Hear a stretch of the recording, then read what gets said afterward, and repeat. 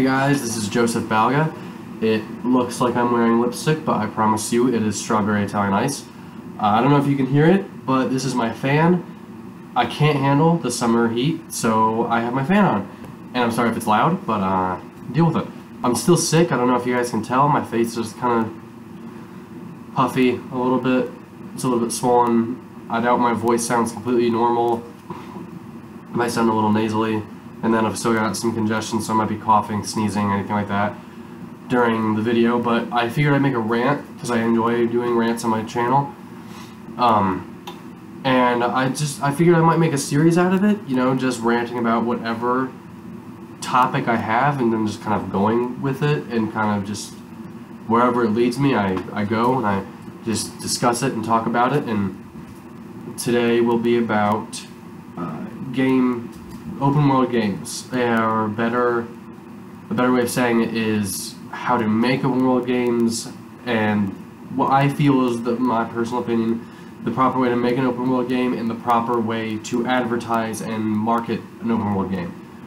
So we're going to start with the marketing, because that's just what comes to mind first. So first things first, I want to start by saying, I think regardless if you think their games are good or not, Bethesda and Rockstar have kind of taken over the open world game industry. They've always kind of been there, and they've always kind of been very strong, but they have, especially with their last couple games, they're the kings of the industry now. They're the kings of open world games, and are becoming the kings of gaming in general, almost. I mean, I don't know many people who don't own a Rockstar or Bethesda game, especially seeing Softworks is doing more, not just involved with open world games, but just all around. It's getting more attention to Bethesda themselves. But to start off with, there's a lot of games out there. I guess that's where I was going with that. I don't really know what I was doing, but there's a lot of open world games, and they become more and more popular, especially now on next gen. Because I remember last gen with Xbox 360, PS3, it was actually a little bit hard for me to find very popular open world games, other than, you know, Skyrim, Fallout 3, GTA 4, and then eventually GTA 5 right before, you know, the next gen came out. And by that point, open world games started to become so much more popular, so they weren't as hard to find then. But open world games have gotten bigger over the past, I think, maybe like 5 years, 5 to 6 years, somewhere around that time span. You know, they've always been there, but they've never been this popular like ever before. I mean, open world games have kind of taken over I think there's only a couple games that I own that aren't open world games, and I didn't even realize that until after I owned them all. And it was never like that with the Xbox 360. There were a lot of games that I owned and that I would hear about that were linear games. The most popular linear games that haven't made any kind of change have, of course, been, you know, Call of Duty, Battlefield, Battlefront, Bioshock, games like that haven't felt the need to change, and they really don't need to change. They're fine the way they are. Some might argue with that, especially with Call of Duty being in there, but that's a rant for another day. So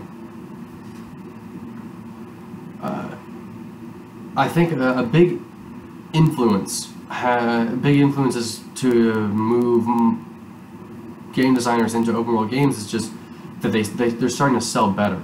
You know, games like I mentioned before, Call of Duty, Bioshock, Battlefield, those games don't really need to sell any better. They sell fine. Nobody's asking, well, I shouldn't say nobody's asking, I'm sure there's a crap ton of people asking for an open world Battlefield or open world Call of Duty game, or even open world Bioshock. I mean, that might be cool if they could execute it right. I don't know, I feel like they wouldn't be able to. Maybe they could if they had the right people on their team, but who knows. But, you know, those games are doing fine. They don't need that extra bit of marketing. They're fine. open world games have been selling more ever since, especially like a game like Skyrim. Skyrim came out, and I think that was a huge influence for a lot of game companies.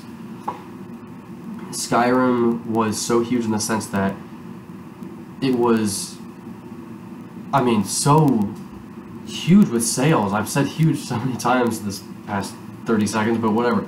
Skyrim was so massive with sales. It was a juggernaut for sales, and then the reputation of it just lasted. It wasn't just the fact that it sold a lot, it was that people were talking about it. People loved it. They were giving it amazing reviews, and it was a talked about game because it was considered very revolutionary. It was very revolutionary.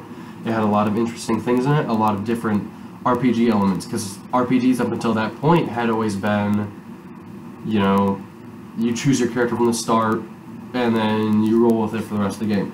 This game, Skyrim changed it by making it, you can really be who you want to be at any point in the game. You don't need to be a certain character. You can make certain changes if you need to, based on like a skill set, instead of making it, all based on, well, like, here's your skills, this is what you're good at, play the game based on these skills. Because people, I think, start realizing that can get kind of boring after a while, and that not have the same lasting appeal. Whereas in Skyrim, I mean, you can be playing the same save file. Why is it? I don't want to scan my computer. You can be playing the same save file for, I mean, hundreds upon hundreds of hours. I know I did, and I never got tired of it. I never did. It stayed there. I did eventually get tired of it, and I really can't play Skyrim anymore because, especially now that I, don't have. There's a freaking bug in my room. Anyway, there's.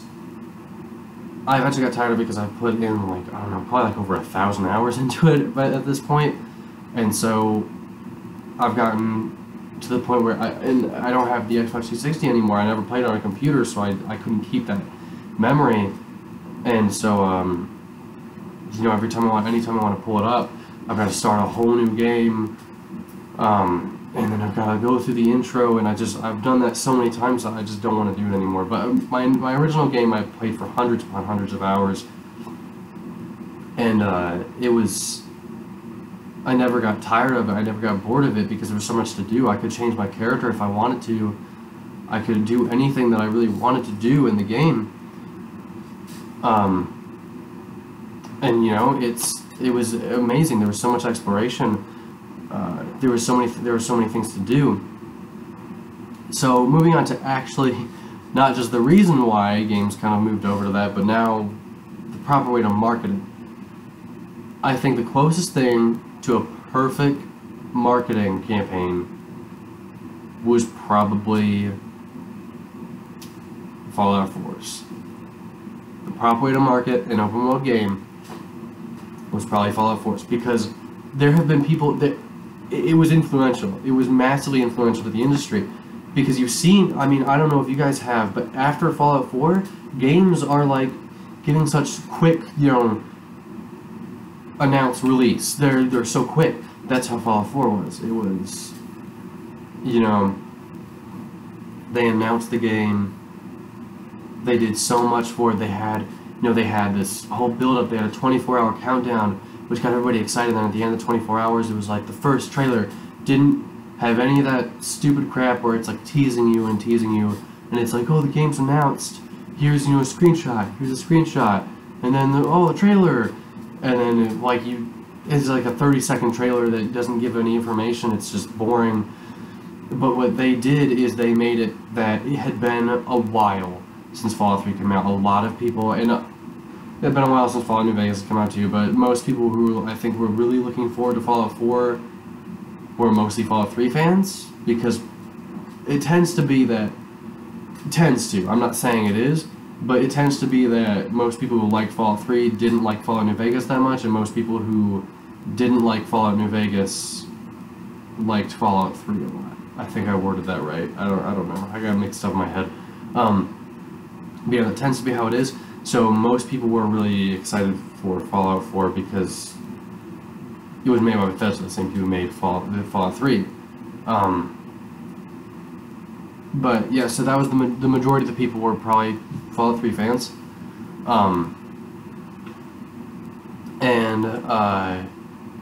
What they did is they spoke to the original fans. They made it. There was all this build up and hype and all these rumors and what was it, Survivor 22.99, I think 22.20. Yes, I think it was 22.99. There was all these things and all these rumors that ended up being false, and by the time it actually like got there, people were like, is this real? Like, dude, is it seriously? Because I remember it was a shock to me, because I was like, I was expecting E3 or PAX East or the Game Awards in December.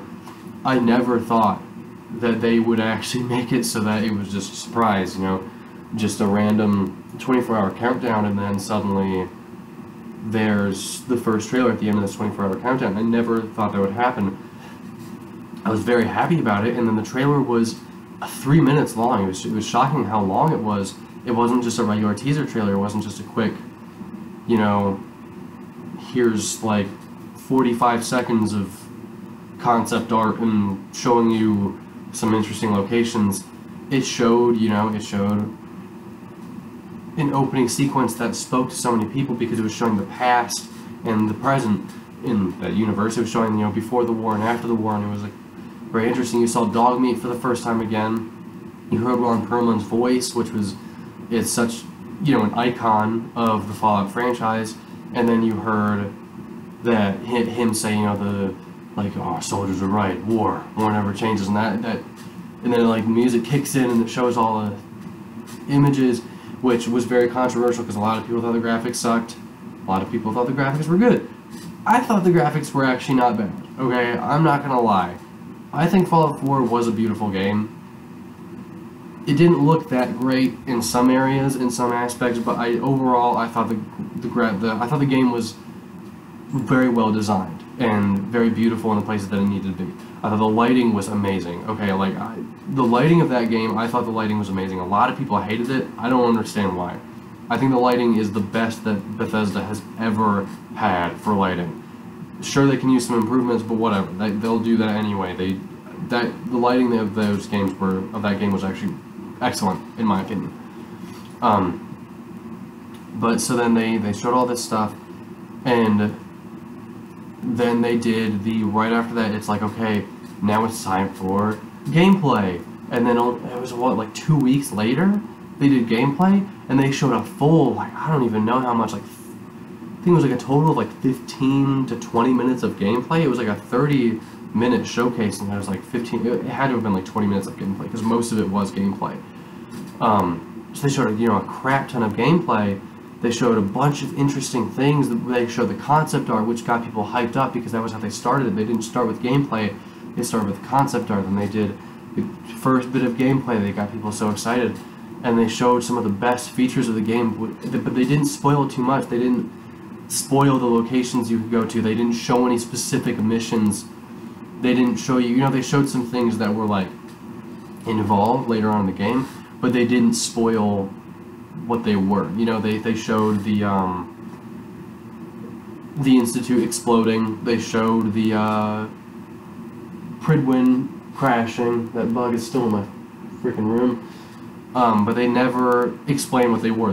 They just showed them happening, and they let people speculate. And I like that. I like speculation. I don't like everything to be just given to me. I want it to be, but I kind of had Fallout 4 ruined for me because of that. I got way too hyped up, and that's something that a lot of people that bug me about, is that Fallout 4 didn't live up to the hype. It wasn't really their fault. They honestly didn't do a whole lot of over-promising. What happened is we just got too excited. But the marketing was brilliant, because then, they sold I don't know how many copies they've sold. They haven't actually released it, but they have confirmed that it's sold more copies than Skyrim, and that's crazy. Excuse me. And that's crazy that it's outsold Skyrim, and Skyrim sold at least 20 million copies, and that was I think they hit 20 million back in like 2013 or 2014 or some crap like that. They've exceeded that now. I mean, especially with the release of the special edition, not to mention any sales they made in between 2013 and 2014 and 2016 when they released the special edition. They're probably up to 25 to 30 million copies by now. I would say more like 25 million, maybe 24, 23, somewhere around there. I don't know how many people own the special edition, but I'd imagine it's a decent amount of people. I'd imagine that a decent amount of people would have bought it. I know a decent amount of people who have bought it. So I would say probably like 25 million to 30 million. 30 million is really pushing it though. That's really pushing it. But regardless, it has sold a crap ton of copies. A crap ton. Whereas something like Fallout 4, if it sold more than Skyrim, it sold at least 20 million. And if we're going on speculation, it sold at least 25 to 30 million. More than that. Not that, wow, that was worded wrong. That makes it sound like I was like, it sold at least, 25 million more than 20 million. No, like, it sold at least 25 to 30 million, if not more than that. That's why the at least is there. That was a useless explanation, and I'm sorry that I made that complicated in my head, but, that's just, they sold a lot of freaking copies. Well, Fallout 4. And the majority of the people really enjoyed it. The majority of the people really found it fun and loved it. A lot of people didn't like it. And one of the biggest problems I have is that people who were big fans of, games like The Witcher 3 and Metal Gear Solid 5, I don't think it was so much Metal Gear Solid 5, it was more Witcher 3, were like combating it, where they were like pushing against it. I guess it's because they were like worried it was like threatening the reputation of The Witcher 3 or something. Like, if you go on Metacritic and you read the reviews, people are getting like a 0 out of 10 and complaining because it's not as good as The Witcher 3. Like, are you scared that it's going to get better ratings than The Witcher 3? I never played The Witcher 3, but it kind of made me not want to play it because I was getting so mad at these people. I mean, there were tons of them who were saying that, like, Fallout 4 was the worst game ever and The Witcher 3 is the best game ever. It's just because they liked... There were some people who didn't even play Fallout 4. They played The Witcher 3 and then gave Fallout 4, 0s and 1s out of 10. It's a game. It's a freaking video game. That gets me scared that the video game industry has become like politics. Like, chill out. It's not an evil... Like, it's not political, okay? It's not like, oh, I'm a Witcher 3ist, or like, oh, I'm a Fallout 4ist. It's pointless. Why are you... Like, it's games. We should be excited that we've had so many good games worth the money to buy coming out. We've had The Witcher 3, we've had Metal Gear Solid 5, neither of which I've played, but I've heard amazing things about, and I wish to play them. Fallout 4, we've had GTA 5, we've had all these games that have been worth buying, and people are just, like, trying to fight it? And, like, I understand some people think the game just sucks. If that's your opinion, you can voice it. It's whatever, but don't just try to push down this franchise or this game because you like another game better and you're worried that, like, this game's going to win Game of the Year and this game isn't. That's pointless. That's stupid. That's a very stupid thing to do, and you should not be doing that. That's ridiculous, really. Regardless, I really think that Fallout 4 was an amazing... I really thought Fallout 4 was an amazing game. Anyway, I'm kind of getting distracted here, but it's okay because I said at the beginning, the rant will take me to places and I will just go with them. So, on to how to make a proper open world game. There's really just certain elements that I think are important. The main elements are you need a good size map, And what I mean a good size map, I don't mean like you need at least, you need it to be at least bigger than Skyrim, or at least, 100 square miles. I'm not talking like that. I'm just saying a map that's got enough space for exploration. For some form of exploration. It can even be like 4 or 5 square miles. That's not even that small. That's actually a decent size place for some exploration. That it's small. It's very small compared to like, Skyrim, Fallout 4, GTA 5, The Witcher 3, all those games. But, you can do some exploration for a 4 to 5 square mile map. You can't do much, but you can do some. But that's all you need. You need enough space for some exploration. You need, most importantly, a good amount of stuff to fill up your map. That is a big issue with open world games now. There's nothing filling the void. It's beautiful places are very rewarding in real life. You hike a mountain and you look out onto the other mountains and you look out over like a city at night and you can see it all lit up. That's gorgeous and it's beautiful and it's worth the hike.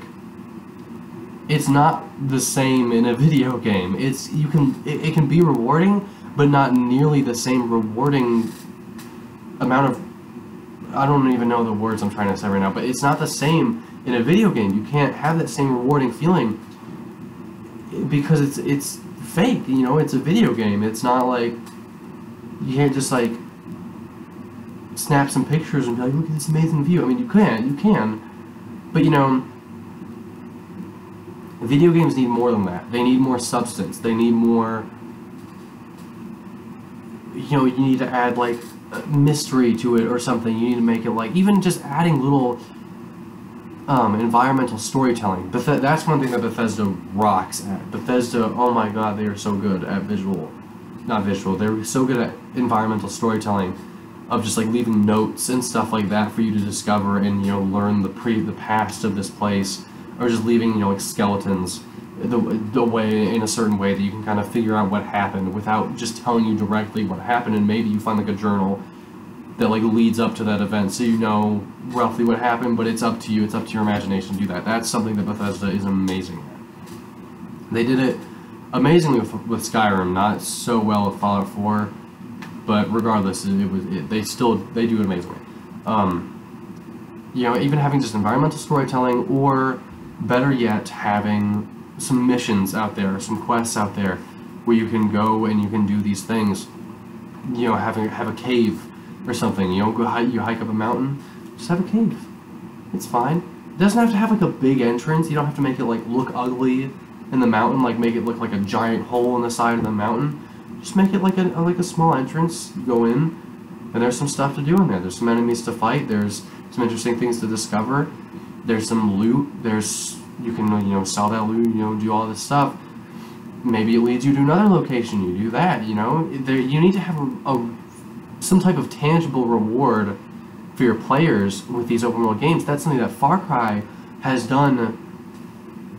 From my experience, I don't know about you guys, I don't know about other people who have played it, but that's something that bugs me about Far Cry, is Far Cry doesn't have very many tangible rewards for exploration. Most of it is just empty space, and I don't like that. The map's big, but it doesn't offer a lot. Especially with Far Cry 4. Far Cry 3, I actually had a lot of fun stuff that I did, and I really enjoyed it. But Far Cry 4, I felt it was always the same stuff. It was always the same 2 or 3 side missions that were constantly popping up. And it was boring. It was a boring map, in my opinion. It was a boring map. And it wasn't even that much different from Far Cry 3's map. Like, it took place in the mountains, but I was expecting, like snowy areas, and there were snowy areas, but it was like separated from the rest of the map. And you had certain missions up there, and I feel like they just didn't do the open world justice. You need tangible rewards. You need some sort of interesting mission. You can't just go out there. You can't expect all your players to just go out there just because they want good views. People like tangible rewards. People like going out and seeing things and then going on an adventure. So that's the biggest and most important thing, I think, for an open world game, is having reward to your exploration. Not just pretty views, but having a tangible reward for all of your exploration. Um, then there's also, you need at least a semi-good story and a semi-lengthy story. What you need is a story that takes you to all the locations of the map. Not all the locations of the map. That's too much. But it takes you to many different regions. It takes you to many different major landmarks. You meet a lot of interesting characters that you could meet without the story even. But you need to meet them. You need to work with them. You need to do all this stuff. You need just a lot of things like that, just to make your map feel more alive, because that's important.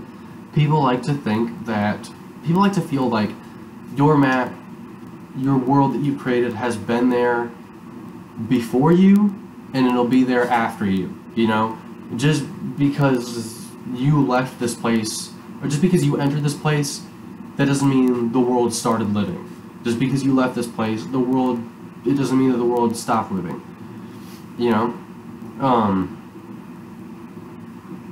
That's very important. That's incredibly important.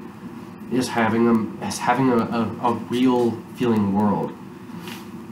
Having interesting characters that feel. That's a huge thing about open world games, or really any game or any story ever, is you need characters that you can relate to, or you find interesting. That's huge. That's huge. The story is important. And the biggest thing, another big thing is you need interesting locations. Interesting locations are huge. I think Skyrim, I know I'm using Bethesda or anything, but Bethesda is my main company that I go to. So I'm sorry if this is biased to Bethesda, but they're the main people I go to for open world games. So that's just what I'm going to use. But maybe in this one I could use. Let's do some GTA 5 examples. Okay, we'll do that. You need interesting locations like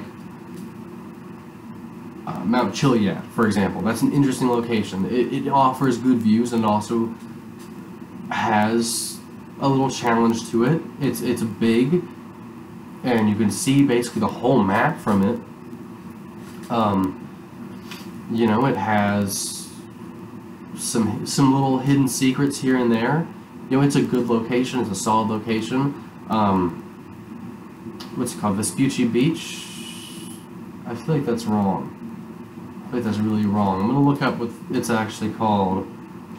Okay, so it is Vespucci Beach. I haven't played the game in a while. I actually just totally guessed on that. But that's a pretty interesting location. You've got the carnival there. You've got some things that you can do. You've got rides. You can go out. What is it? Crap.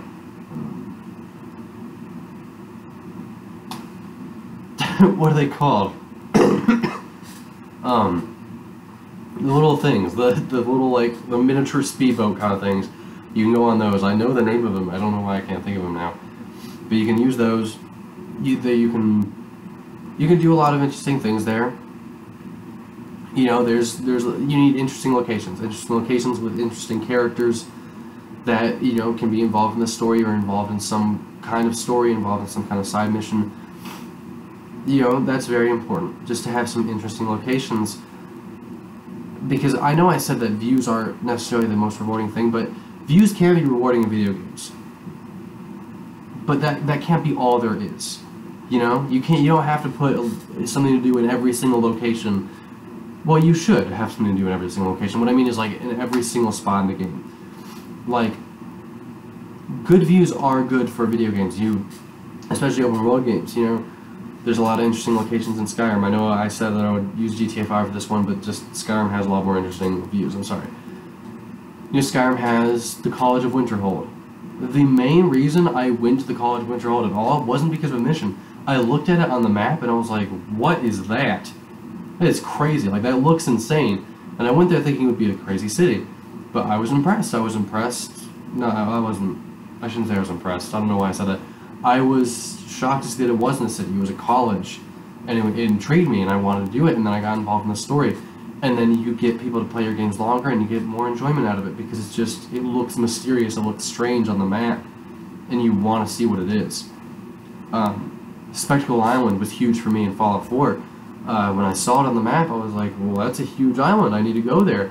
And sure, it didn't have very much to offer, but I loved it. I loved being there because it's a massive island. Bethesda doesn't tend to do islands. They tend to just make it, you know, here's the map, maybe there's some like rocks off the shore, and maybe somehow you can get on one because it has a little grass on it, but you know, they never make like big islands off the coast, and I was very happy that they made Spectacle Island. But anyway, at this rate, this has just become Worshipping Bethesda 101. So I'll probably end it here, but that's just my opinion on how to make a good open world game and how to advertise and market a good open world game. So thank you guys for watching. I'm sorry if you thought this rant was boring. I hope it interested you at least a little bit. Glad you guys stuck around. There will be more Fallout 4 gameplay videos for Rebuilding the Wasteland, Commonwealth, Rebuilding the Commonwealth. The next episode is going up probably tomorrow. I'm assuming this will go up this will be up on the 30th. It's the 29th right now, so this will go up on the 30th.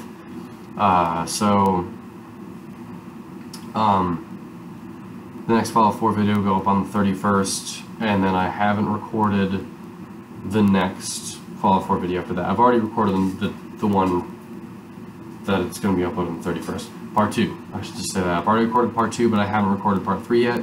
I don't know when I'm going to be able to because I no longer have the PS4 in my room. I might be able to just go out in the living room and play it for a bit tonight and maybe get that recorded so I can just have enough to upload for a little while.